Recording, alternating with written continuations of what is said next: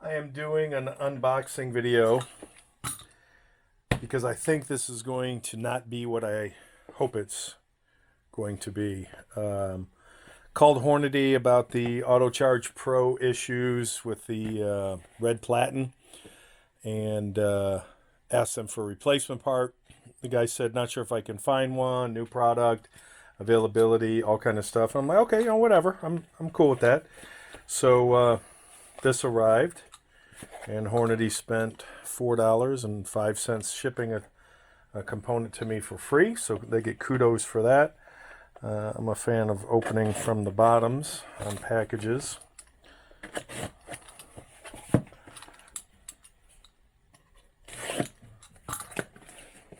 And the reason I don't think this is what I think it's going to be, or what they said it was going to be, because when I got confirmation that it was shipping, it said Auto Charge part, not Auto Charge Pro.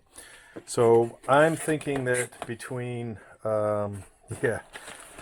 Ha! Yeah, so this is what I got. Ha! Yeah. That's funny. So, yeah. Auto Charge powder pan. So that was very nice of them to ship me an Auto Charge powder pan for free, and to pay $4 to give me a brand new powder pan. But that's not what I needed. I needed the platen. So that was kind of funny. I had a feeling that was going to go down in that direction, so oh well. Kudos for the free part. Less than kudos for understanding what the heck I was talking about. It was very clear the dude knew what I was talking about, because there'd be no shortage of this part. This is a universal part across all their powder chargers or powder measures, scales. So interesting. Oh well, I'll keep trying. Good evening, folks. Reloading bench back with you once again. Let me get this better in frame, lock it in. Happy Monday evening with a little Tennessee vanilla tea. Oh yeah, nice and warm. So, you guys remember last week, Hornady sent me this powder tin because I was having issues with my Auto Charge Pro out of the box, and I asked them to, after I did my little janky fix, I asked them to send me the red platen. I don't know if that's the right term for it. I call it the red platen, and this is what they sent. So if you recall, it was in a nice box, bubble wrapped. They're beautiful. And they spent like $4.05. So today, this envelope that they also spent $4.05. So for the money, I'd rather have the box and the bubble wrap than an envelope. But, it is what it is. So I'm pretty confident, based on touchy-feely and my tactical expertise of touchy-feely, that this may be the right product this time. So we're going to open this bad boy up. And we're going to take a peek. Drum roll, please. Ooh, maybe I should have cut it a little bit lower. Oh, so close. There we go. Okay, so I will take out my piece of identifying paper that says, oh, Auto Charge Pro Pan Shelf. So that is the official name. It is not called the red platen. It is called the Auto Charge Pro Pan Shelf. And this is what it looks like. And I'm going to guess this is used because it looks like there are powder remnants, which does not bother me one dang bit. But what I will do is give it a quickie cleaning. Let's see, let me get a little swab. Some wonderful rubbing alcohol. I think this one's open. Yeah, that top's too small.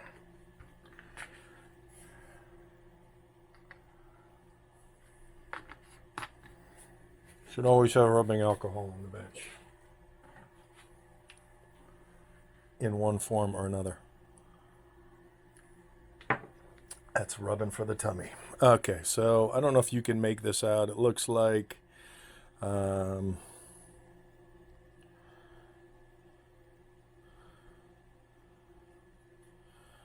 going to clean this up a little bit. So I was given a heads up the first time I called, and they said when they inadvertently sent the powder tin, they said this product's so new that we don't have spares yet and might have to pull one off somebody's bench model. I'm like, whatever. And again, I wasn't in any dire hurry need. I just wanted to so yeah, that was, I'm guessing that was used. Just wanted to get on the list. All right, so the big $64,000 question is, will it fit? So we're done with the envelope. Drum roll, please. And get rid of that. Set that over there. Pull out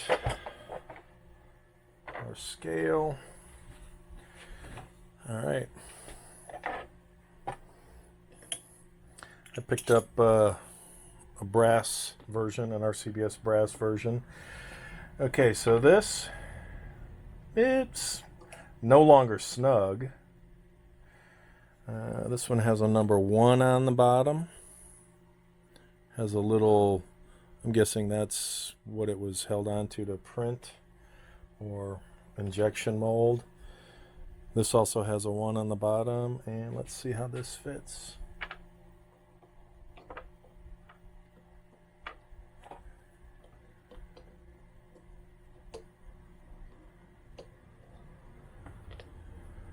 Let's see if there's any difference from what I would say, yeah, it does fit a little better.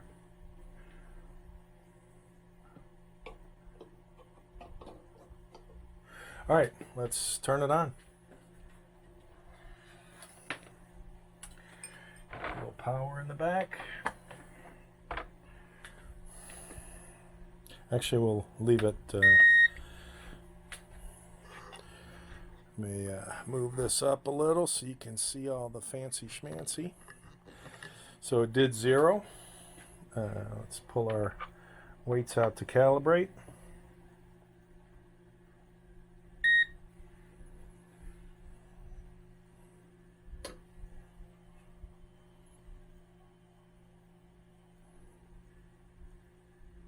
Give me my dashes. Actually, I think I'm supposed to take this off and then I get the dashes. There we go. Prompt me for the 50 gram. Not quite centered, but good enough. Reads 50. Give me a pass. Excellent. And I will throw these together.